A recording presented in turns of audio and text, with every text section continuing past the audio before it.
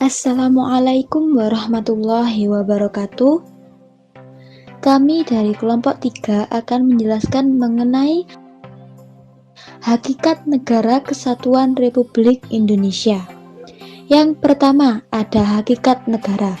Dari segi pengertiannya, yaitu berasal dari Yunani, yaitu statem, yang artinya tegak atau tetap.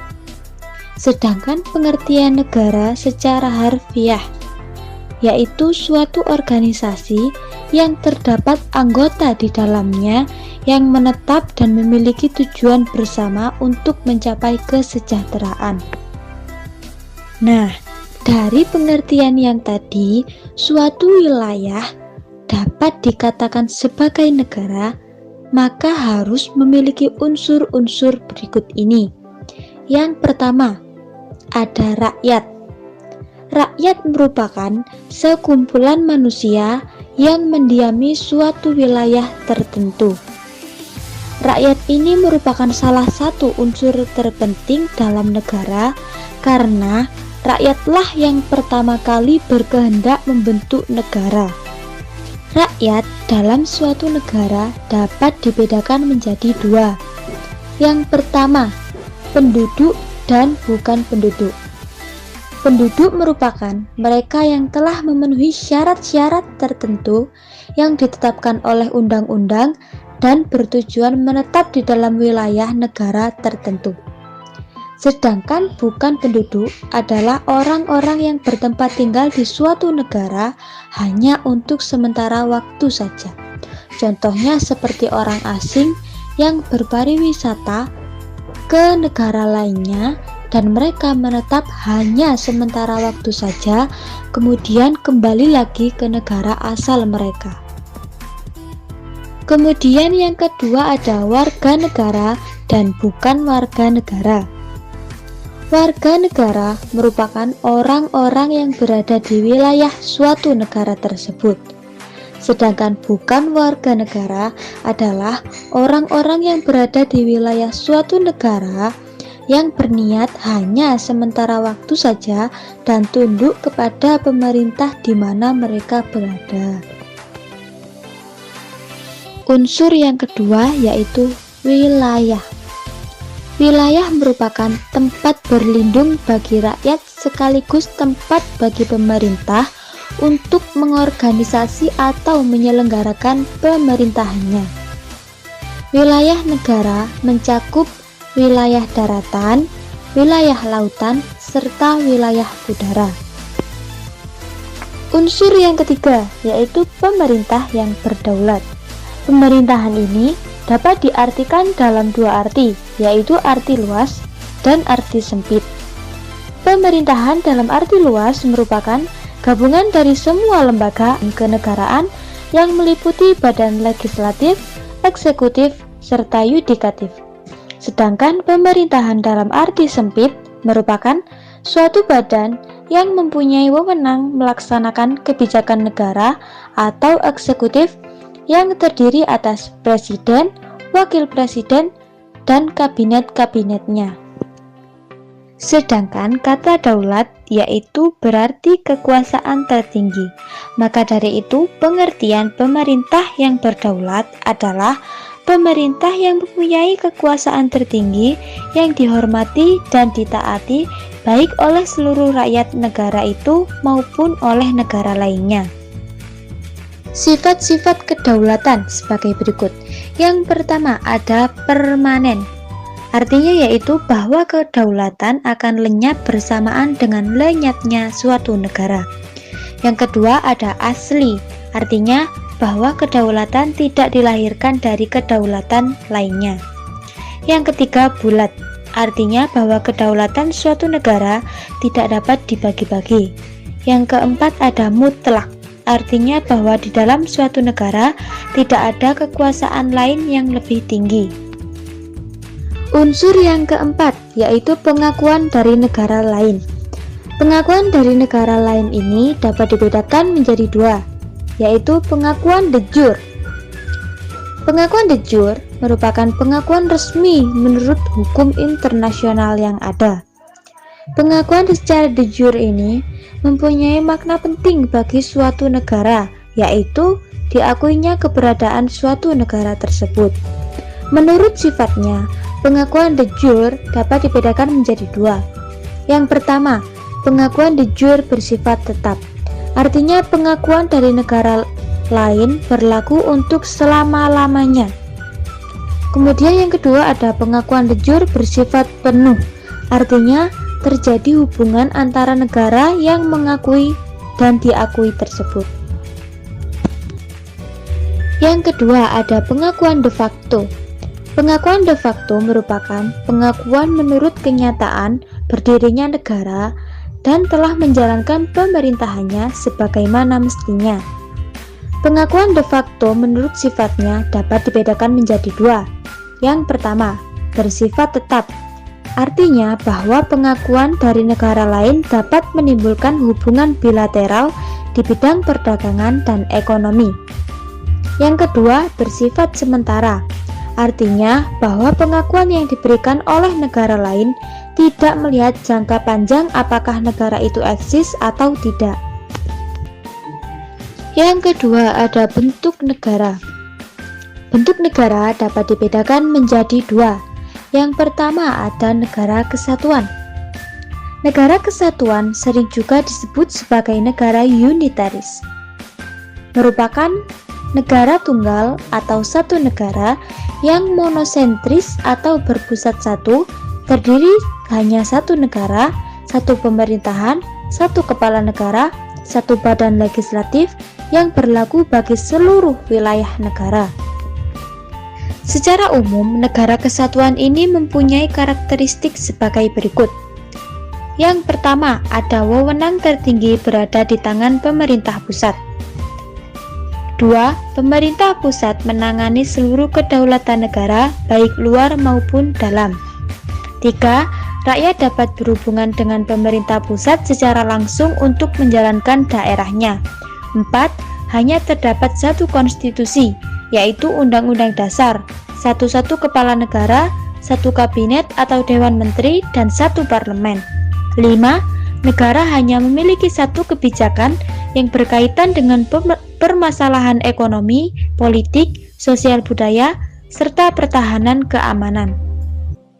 Negara kesatuan ini dibagi menjadi dua kategori, yakni yang pertama, negara kesatuan dengan sistem sentralisasi.